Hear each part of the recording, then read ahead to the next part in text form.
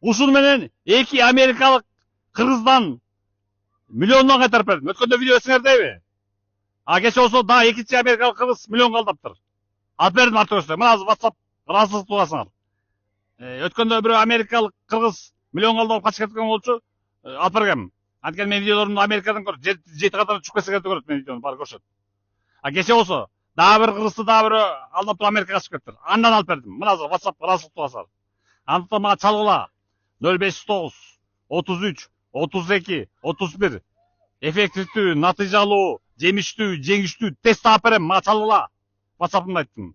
Мына азыр окуп алып ошо WhatsApp'тагы ыраазычылык билдирип аткан кыргызды Америкалык. Assalamu alaikum, Nurman aka, кандай жакшысызбы, денсаулык жакшыбы?